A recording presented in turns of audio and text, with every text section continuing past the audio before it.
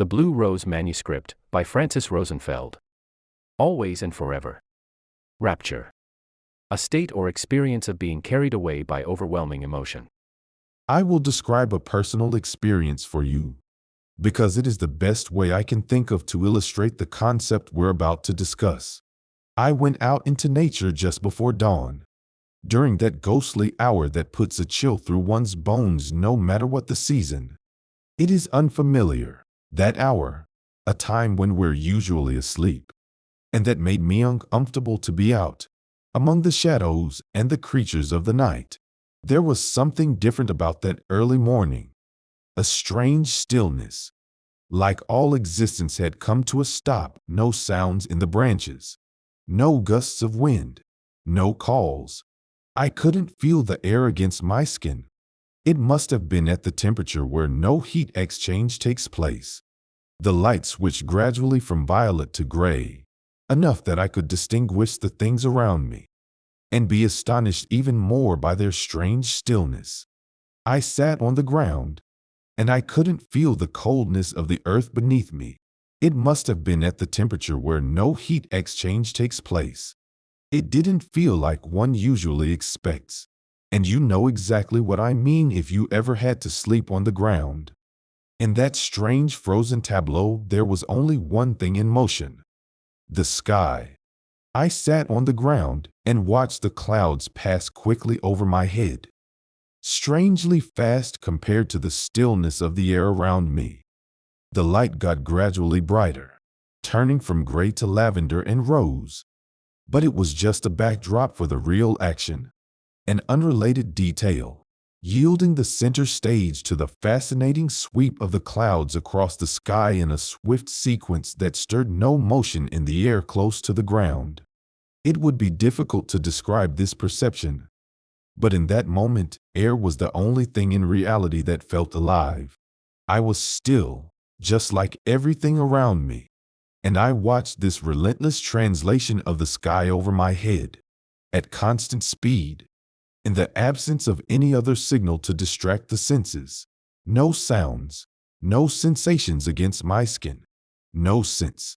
I lost track of my being altogether after a while, and my only awakened sense, the sight, traveled away with the clouds, fully caught in their sweep across the sky. It connected to them. It reflected them. It was them. I have this eerie feeling I was that air, moving very fast across the sky, making no sound, stirring no breeze in the world below.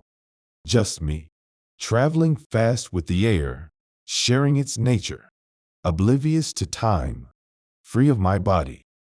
There was no thinking to be done in that state, no worries, no plans, no questioning of purpose. In this strange state, I experienced what it felt like to just be, and not even to be me, but to be air. Why am I describing this? To illustrate a state of mind called rapture. When people hear this term, they immediately think pleasure or bliss, but it is nothing of the kind. It's something beyond human emotion, something different altogether, and impossible to explain. The state of rapture is very rare and transforms a person dramatically, because it opens the door to a whole other way to experience reality, one for which we don't have words, emotions, or systems of reference. It allows one to touch a primal level of being, one which underlies the things we see, and which is the reason for how their details came to be, the guiding equation behind a complicated curve. Did this allow me a superior understanding of reality, one that revealed some precious hidden knowledge? Absolutely not. I can't even explain it. I don't even know what it is. A thought, an experience, an emotion. It is probably none of the above, because it is from outside, somehow. And please don't ask me from outside of what. This is the best way I can describe it with the information and rational processes available to me. You may say that something that cannot be described, shared, or used is not worth bringing up in a rational discussion. We are in this world for a very short time, compared to the age of the universe that surrounds us. So what would be the point of walking through it with a finite set of rules? Never straying from the beaten path and ignoring everything that doesn't fit with the picture we were handed. Whatever this experience was, it informed my life. It shaped its course, and I won't deny myself it. There is one thing people forget in the course of their busy lives. There is no objective reality, only our personal experience of it. We have no way of verifying that when we are looking at a tree. For instance, the way all of us see that tree is exactly the same. Also, what we see is a flat picture of the tree, not the real thing. Alive with the movement of sap, with its growth processes, and with an endless series of transformations that take place every second, and which we simplify out of the representation of it. Its treeness always eludes us. If everything we think we know is a personal interpretation of a set of rules that keeps shifting as we advance in wisdom, what makes a type of experience, say the experience of understanding a mathematical concept, valuable, and another type of experience, say sharing in the wholeness of being, worthless? I think that if reality condescends to give you a gift, you should graciously accept it. The manuscript darkens here, so much that it becomes unreadable. Judging by the similarities between the discoloration of this page and that of the one we found at the beginning of the document, we are fairly certain that the two pages were together at the time the water damage occurred. As with the other page, we have tried every method to slow down the darkening of the paper, from chemical processes to ultraviolet light filters, to no avail. Unlike the other one, the damaged portion of this document was already too dark to read by the time we found the manuscript, and the information contained inside it is irretrievable. This page is sealed with a rose, just like all the others, and the water stain divides it precisely in half. The bottom portion is dark.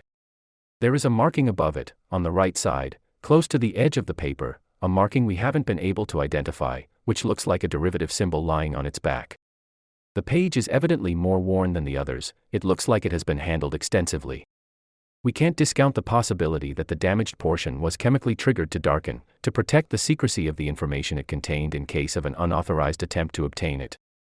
On the other side of the document, at the same level with the rose seal, there is a line drawing of a blue lotus flower, the way we usually see it in Egyptian hieroglyphics, from the side and half opened, dangling at the top of a winding stem. You asked me what I think about instances of rapture as described in religious literature. I have not experienced any of them myself, but I learned not to dismiss information by default. I would have to learn a lot more about the specifics of those cases to form an opinion. Is it possible that some of these encounters are accompanied by a state of bliss? Anything is possible. There is a state of heightened emotion associated with these moments when reality reveals itself to one, a state of awe and grace. It makes one feel humble and small, at a loss for words, but privileged to have been granted the awareness of it. I don't doubt that some people perceive this state as bliss. Depending on somebody's life and beliefs, these incidents that have no precedent can associate themselves with many expectations, divine judgment, being taken to other realms, being bathed in infinite love, an expansion of one's consciousness, waking up. It is easier to fall back on a structure of understanding you already have than to build one from scratch on the spot. Maybe it is a religious experience. I know no better than anybody else who has been through it.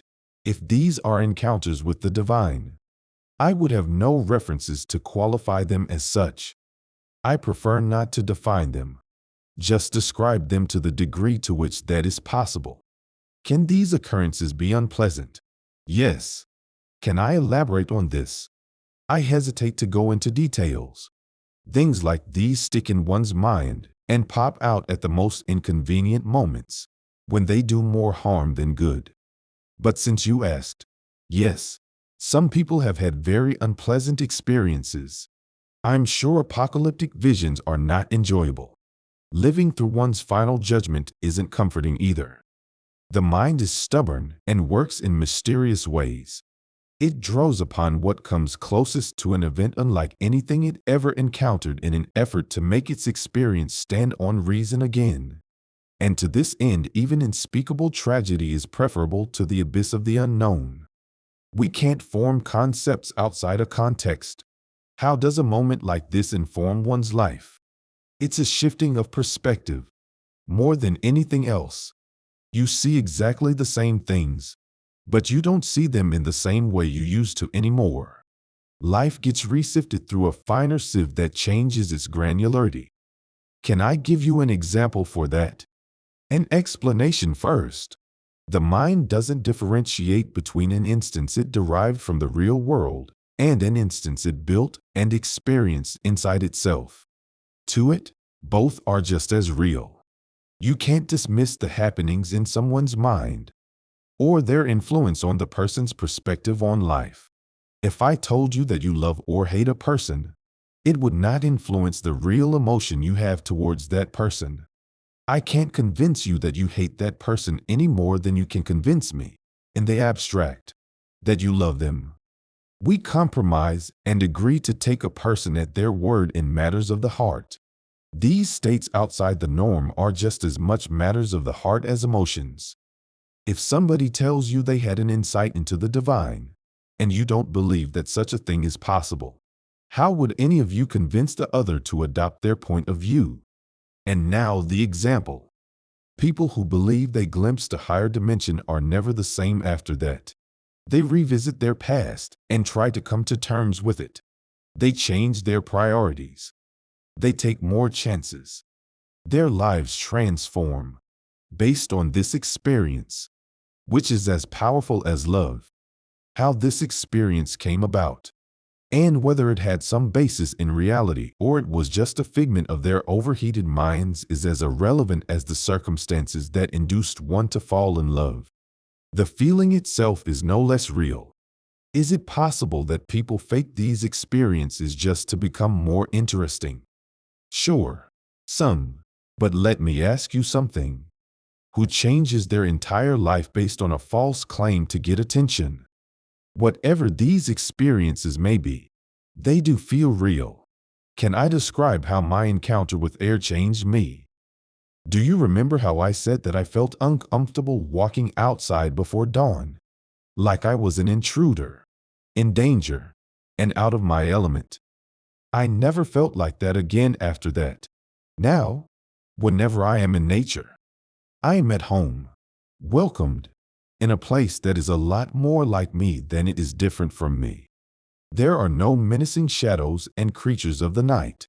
There are only creatures, just like me, and they cast shadows, just like me, and they're neither good nor bad, just like me.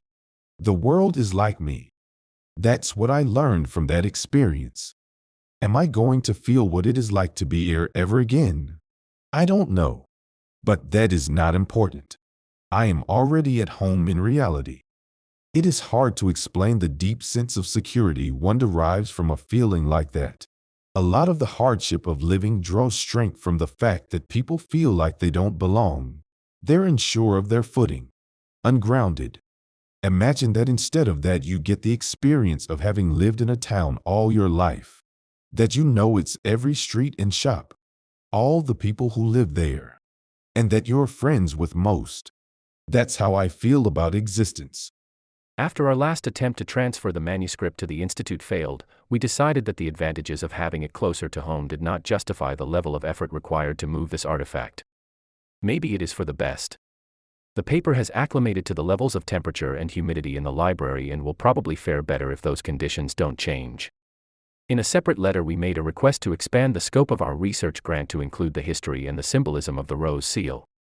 We believe this artifact is a lot older than the manuscript itself, going back all the way to ancient Egypt. We are excited to take on this new challenge, which we accidentally stumbled upon. Its origins may shed light on some of the strange drawings found in the document which occasionally feel out of place in its historical period. If the rose seal is Egyptian, this brings up questions about how it came to be in the master's possession and why it seems to be so important to him, almost like his personal crest. We can't help but feel that the writing in the damaged portion of the document might have been able to shed some light on that, but now we will never know. The problem with history is that one only gets to draw conclusions about its situations and events based on the artifacts that survived it. We still don't know if the master was teaching a lecture for one, the pupil whose handwriting we have become so accustomed to, or for an entire class. We don't know where the rest of the document is hidden. We don't know why of all places the manuscript portion we do have found its home here. An incomplete puzzle at best.